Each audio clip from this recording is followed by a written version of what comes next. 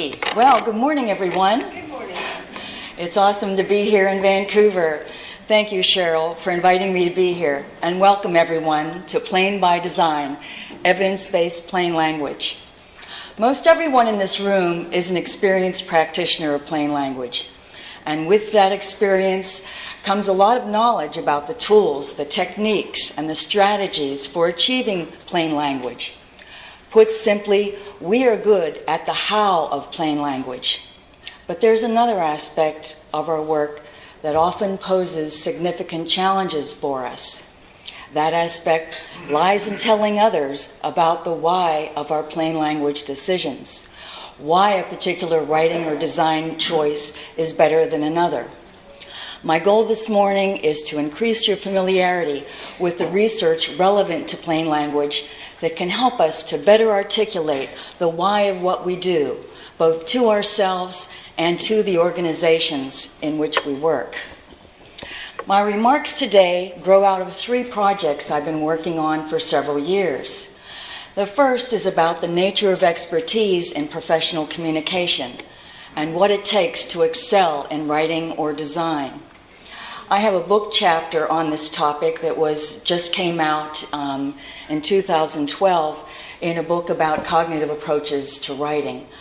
So if any of you might be interested, I'd be happy to pass it on to you. The second project is a monograph on the history of plain language in the United States. And here I've been looking at the field from 1940 to 2012, and I discussed the major trends that have taken place over the last 70 years. I've also created a timeline of plain language during the same period. And I'll have this project done by year's end, by hook or by crook. And when I'm finished, I'll be putting that up on the Center for Plain Language's website to make it available for everyone for free.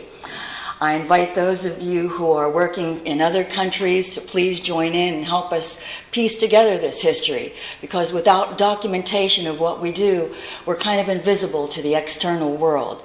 And my goal in life is to make that not so. The third project I've been working on is research relevant to plain language and information design. And here I've been looking at research over the last 30 years, particularly from 1980 to 2010.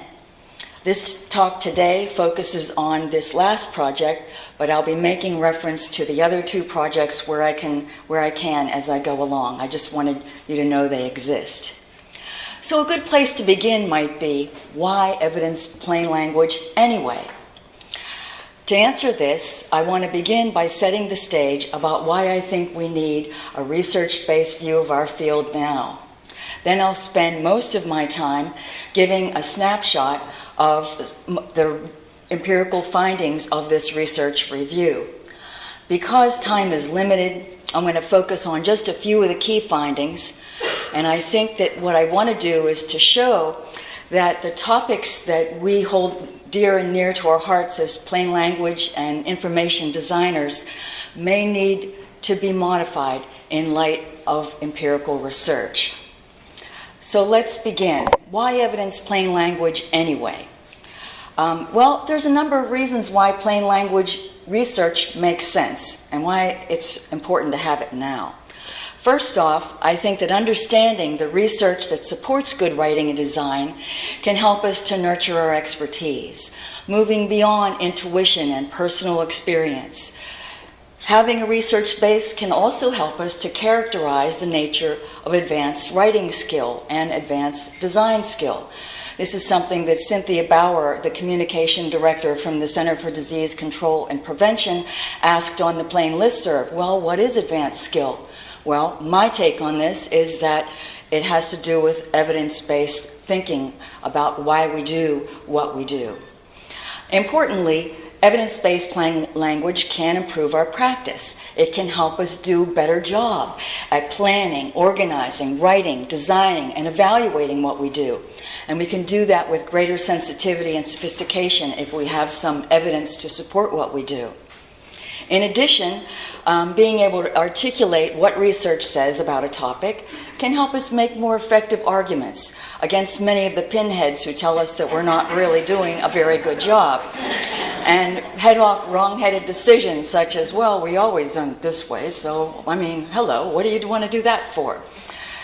In addition, I think that once we chart the nature of plain language, we'll be in a better position to really map the territory of plain language and to see where productive intersections with other fields may lie. What could this research tell us? Well, when we think about research, it's a slow process. It's about the slow accumulation of evidence and the gradual evolution of understanding. Sometimes it involves confirming our assumptions and practices. Yes, dense texts really do take longer to read, just like they did last week and like they will next week. Sometimes research challenges us and complicates ideas about what we have. As I'll show in a few minutes, what we thought about audience in the 1980s is inadequate for today. Sometimes research forces us to reflect on what we're doing and to sharpen and qualify our guidelines and not to overextend and to make overgeneralized statements and claims about things. For example, while it is better to use the active voice in most situations, it would be a mistake to say use active voice across the board. Research then can help us to reflect on our practice and think about when writing and design moves make sense and when they don't. The research review that I've been doing has 4 major pieces. The first is about audiences, readers, and users, and their uses of text, both print and online. Here I've been integrating what we know about the different purposes people bring to texts and how those differences in goals and expectations and reading skill really pushes around what people do as they engage with our documents and our websites. The second part of the review are the features of content that help or hurt. And here I've been looking at everything from micro-level issues, words, to sentences, to whole text, to macro-level issues, looking at visual impression, looking at pictures, looking at typography. My idea here is that I'm trying to capture what it is that's out there that we can kind of learn from that tells us about how people remember, understand, and use content, and how the different text features that we employ as we design documents, as we design online information, can be pushed around by good features and not the ones that are bad. Additionally, I've been exploring the role of technology on reading, asking how technologies enable or constrain reading. A final part of this review looks at writing and design processes.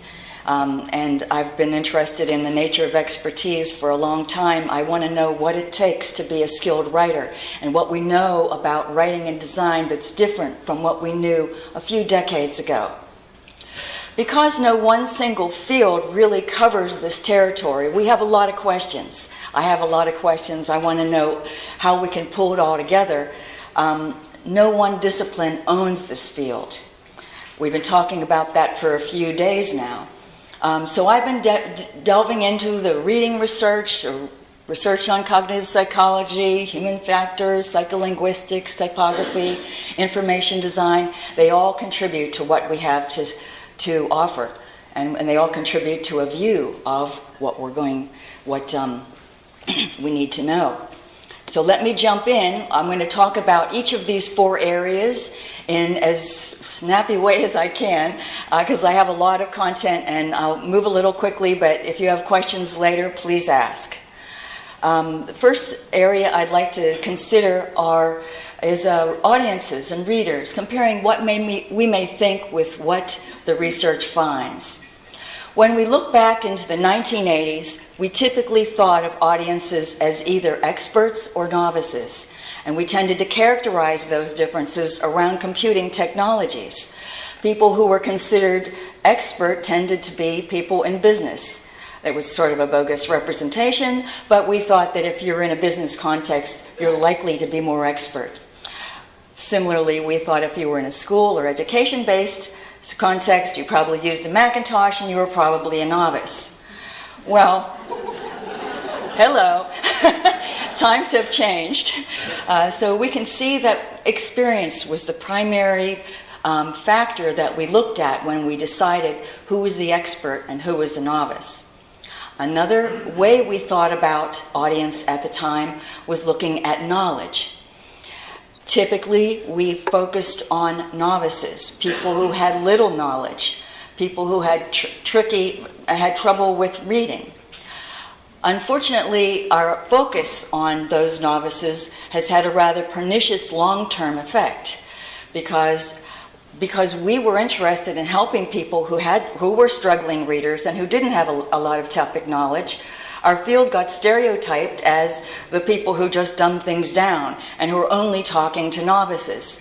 In my some 30 years of experience in this field, I have heard one talk at one conference on writing for experts. We almost ignore that other end, and that has been to our detriment. So our models of early models of audience were a bit too simple. A few years later, we inserted intermediates in between expert and novice. We mainly, again, focused on these one or two dimensions of experience and knowledge. But as I'll show you in a second, it wasn't really enough.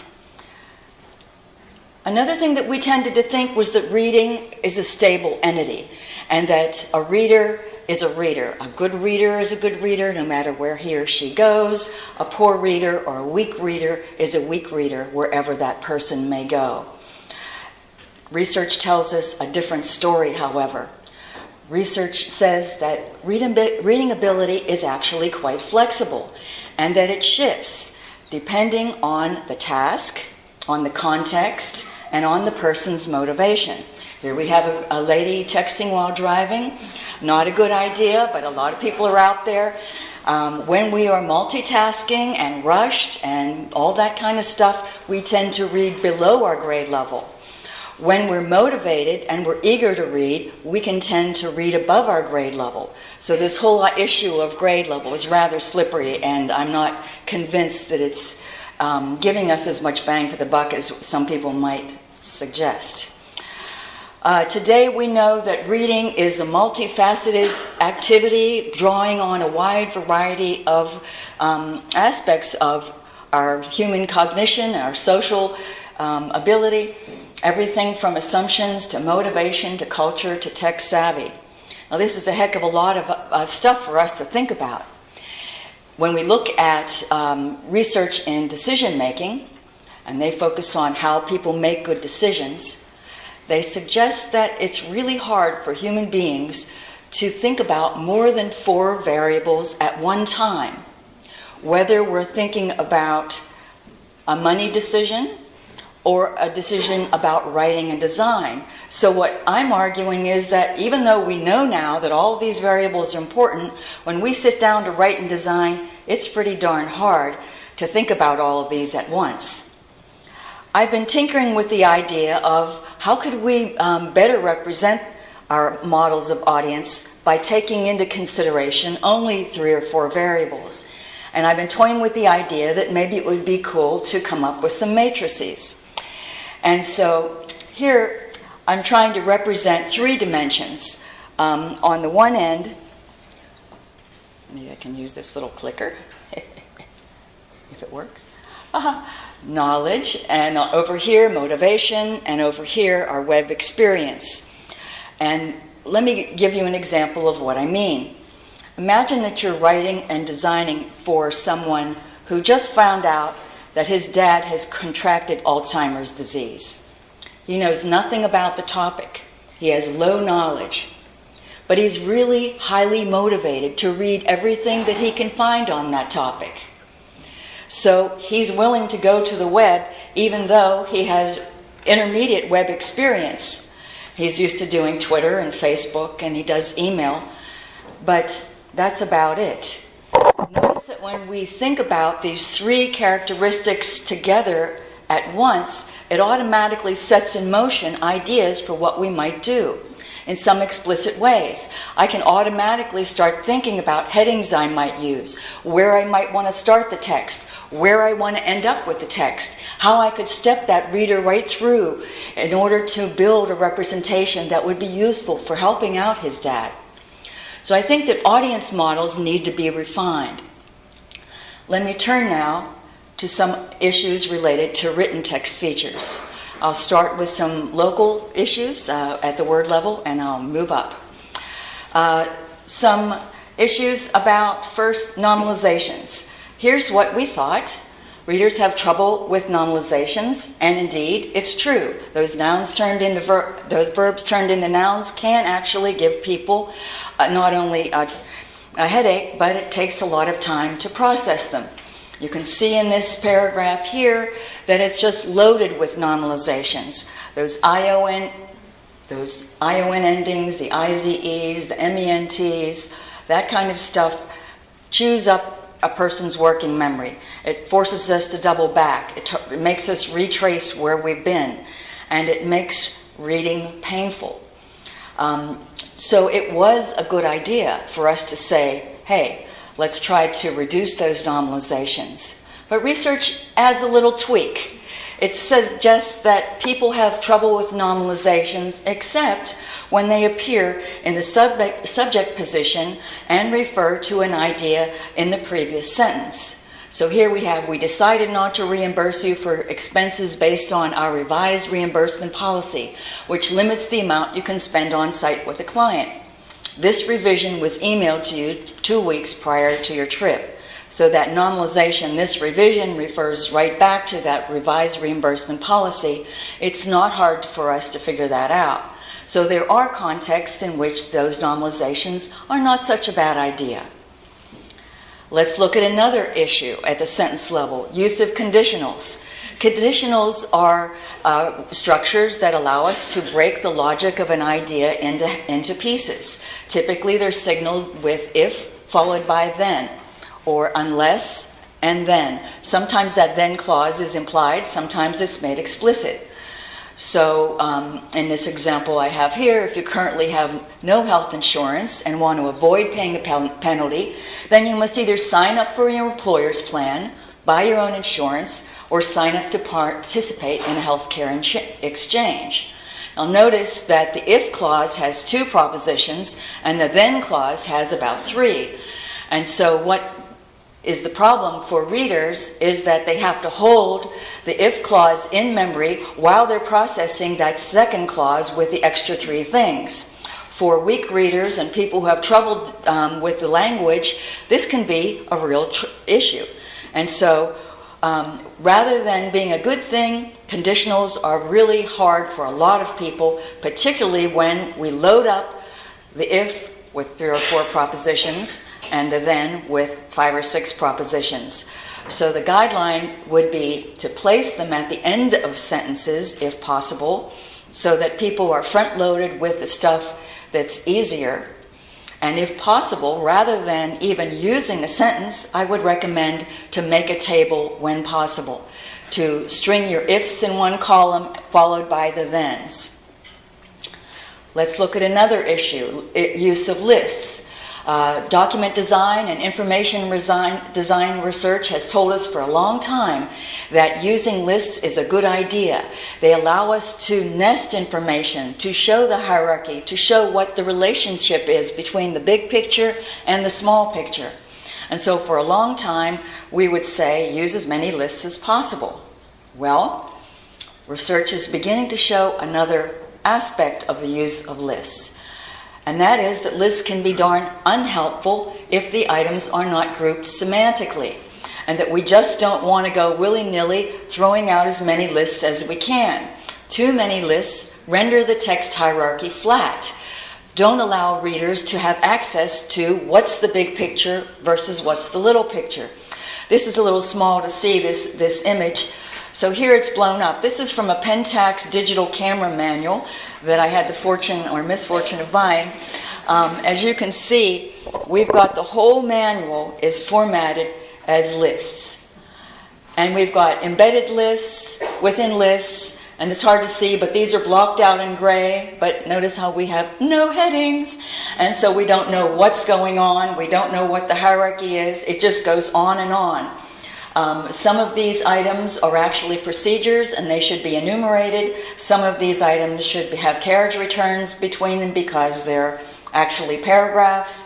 And so when we think about lists, we really have to think about the structure, think about how to signal them, think about how to group them so that we're not just throwing out a grab bag of lists. Let's look now at some research on text density. For a long time, we've known that verbal text density makes it hard to understand text. Here's an example from an organization called TIA-CREF. It's a group that is a teacher's policy for retirement in the U.S. You put your money in and they help you make decisions. We heard yesterday from Robert Linsky an example of an illustration of when they were willing to revise a badly designed document and revise it to make it good. Here's an example from their many, many documents that is wretched. This came to me a few months ago. It's supposed to explain to me how their what they call associates, these are the people who give you advice about where to put your money, how they get paid and how they're going to get extra money on the basis of different little perks they try to recommend to you. Now notice that you start to read and you're like, where is the period? Well, it just happens that it comes at 137 words later. So it's true that verbal text density does make it hard to understand text. But the research suggests that visually dense texts are equally problematic and that they can make people disengage even before reading begins. Here's an example that's from a patient package insert that came from CVS. It's a pharmacy across the U.S. I don't know if they have it here as well. But these visually dense texts tend to derail people before reading begins, while the verbally dense texts tend to shut people down after reading begins. We usually give people more of a break on their writing because we don't really know what we're getting into when we start reading the text. And so often we end up in the middle of a densely phrased text and just opt out. But we can also just look at something and say, I'm not going to read that. As a famous information designer from the UK, Patricia Wright, says, we need a theory of not reading as well as a theory of reading.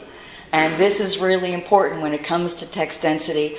It can derail us both visually and verbally.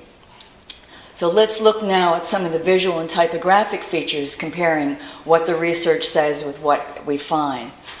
For a long time, we information designers said that serif faces were more legible than sans serif faces.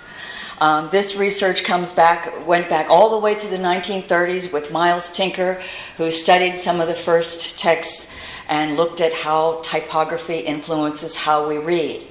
For a long time, we thought that we should also always use serif text for body text and sans serif for headings. While that's not a bad practice, today's research suggests that we need to rethink that a little bit.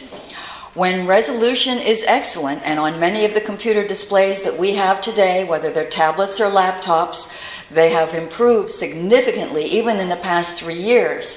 And when the resolution is excellent, sans serif and serif are equally legible and equally fast to read. And so the key is not necessarily serif versus sans serif, but issues of contrast, issues of line length, issues of leading. And so it's important for us not to just have a knee-jerk reaction saying, well, we always have to have serif faces for our body text. It's just not true. Another issue, layout. We typically have thought that layouts that people prefer are the ones that are read more quickly and that are understood more quickly. Here's an example from an organization trying to promote healthy foods. I don't think it's a very good example because the gray background makes the text hard to see. The format is kind of ugly. The choice of font is not very good. There's very little contrast. What we find in the research is that people tend to prefer what they're used to. Organizations tend to prefer what they're used to. While some of the time our preferences are aligned with our performance, actually in most cases it's not so. That there's often a conflict between what we prefer and how well we perform. And so that's why it makes it so essential for us to evaluate our text with usability testing and all of the tools that we have for evaluation. Here's the revised version, making it essentially a table, pulling out the key information, making the contrast better, and showing in one column the foods and then the why. It's a kind of if-then. If you eat these are kinds of benefits you might get. Here's another example from the graphic design literature. For a long time, we've thought that make sure you use a lot of pictures because you know a picture is worth 1,000 words. Well, as we find out in the research, that a picture is only worth 1,000 words if the reader can interpret the picture. If the picture functions rhetorically to support the reader, the meaning that you're intending. Research suggests that words aren't better, pictures aren't better. It's actually words and pictures working together, orchestrated visually and verbally, harnessing the power of both words and image together. Allow people to do what psychologists call dual coding. If you can't get it through the words, you can get it through the images. Here's an example of that whether a picture is worth 1,000 words really depends on the viewer. Most of us wouldn't have too much access to this picture for two reasons. First of all, it's in Japanese, and many of us in the room don't read Japanese. Second of all, most of us aren't really that keen on 3D exploded diagrams. It turns out that this is a picture of the Shinjuku Tokyo station. It's a subway stop in downtown Tokyo. And what we have visualized here is the interior of the station. At the bottom, there's a little map of where you can go, and here's information about the different lines that go here and there. So whether the picture is effective or not really depends on the viewer. Now, while we might whine and say, oh, I could never understand that, actually, people who are in the Tokyo subway station, even those who cannot read Japanese, don't have a problem with this. Why? Because the context gives you so many clues, you can tell that upstairs, oh, that must be an escalator there that they're showing. And they're showing things that are in your built environment. So sometimes the picture becomes disambiguated by being in the context. Getting an impression of content. For a long time, we figured that it takes a lot of reading before we figure out whether we like something or not, that we want to look at a few screens, a few pages before we form an image of content. But what research suggests is that it only takes about 50 milliseconds to form an impression of content. That's about 1/20th of a second. And so here's an example of a really ghastly old website that was tested in this study I'm talking about. And they found that people could make this decision in 1/20th of a second, and they gave other people longer to look at it, and found that when they allowed them to look at it for half a second, the same opinion. So our quick impressions of websites, of texts, tend to persist. And so that makes it really important for us to get the good stuff up front, to make it visually appealing right away.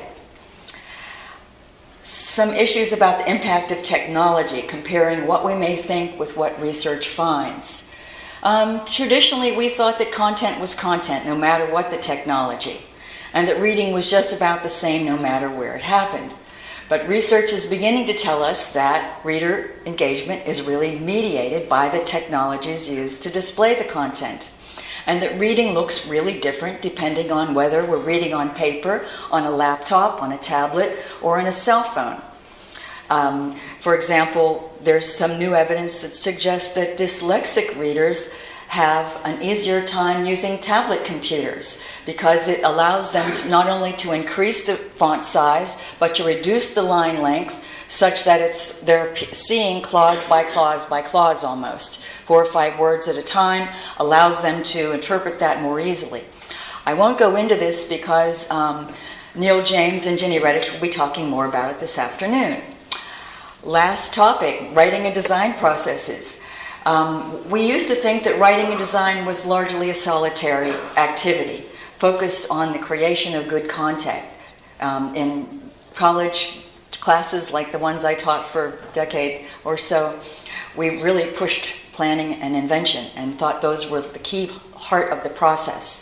Today we find that writing and design are collaborative acts, often focused on assembling legacy texts and graphics. Today's emphasis is more on revision and editing than on invention. A study that my colleagues from Belgium and I have been working on, it's just going to be coming out in the journal Writing Research this spring. We looked at a proposal writer who spent 9 hours working on a proposal. He spent some 70% of his time searching digital sources and 30% of his time assembling and editing content. Not what we expected.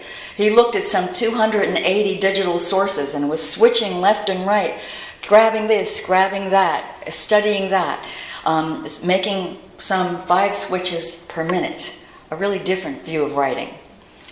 Another issue is topic knowledge. We've always thought that topic knowledge was essential before we write. Having a lot of knowledge predicts text quality. The more you know, the better it is. But if you heard the excellent talk by Diane McGregor yesterday or Cy Fisk, you will know that acquiring knowledge can be a double-edged sword. Sometimes it helps, but a lot of times it hurts. Economists call this the curse of knowledge. Cognitive psychologists call it the knowledge effect. It has to do with the more knowledge we acquire, the more embedded it becomes, and the more difficult it is to access what it was like when we didn't have that knowledge. Almost there, last one. And one last thing on what we thought about what plain language is.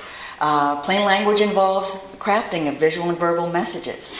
Actually, plain language is much more. It involves connecting with our stakeholders, those around us who are working with us, those end users, those readers, those stakeholders who are yet to discover our content. It also involves contextualizing writing and design choices, helping others to see the value of writing and design, helping them to see the return on investment of good work. In conclusion, if the field is to continue gaining traction, I suggest we need a research base. Evidence-based plain language can guide best practices, expand our vision, and help us move ahead as a field. Thank you.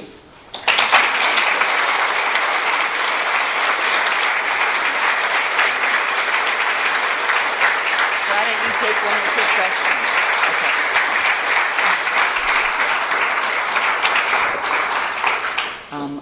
I've been told that I'm allowed to have 1 or 2 questions. So if anyone has one?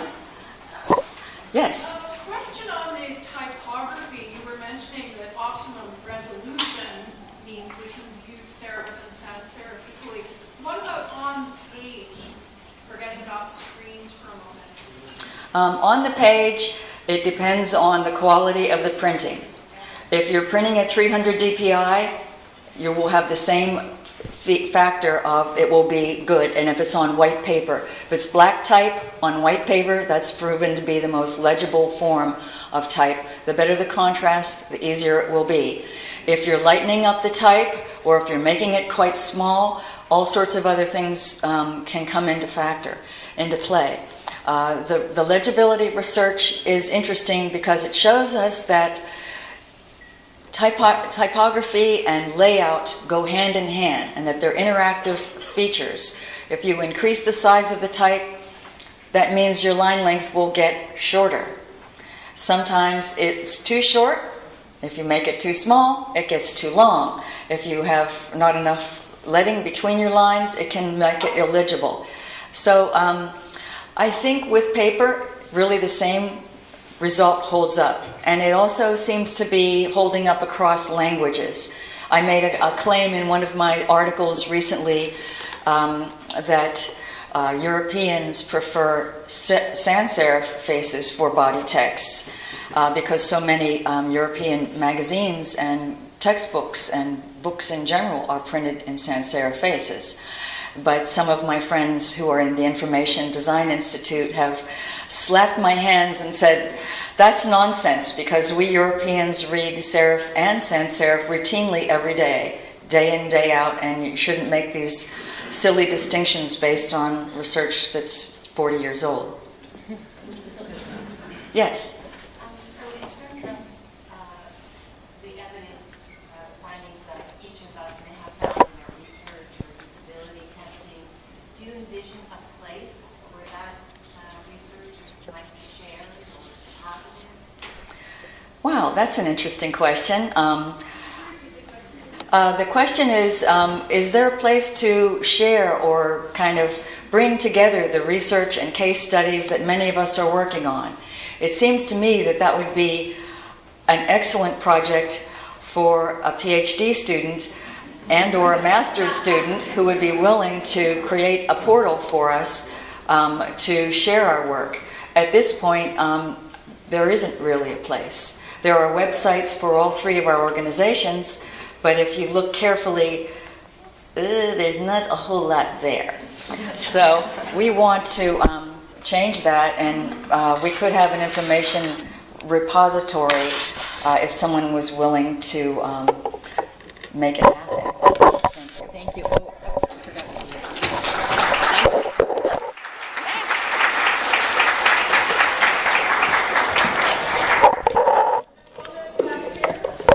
Okay. Yes. No thanks. There'll be plenty of time later.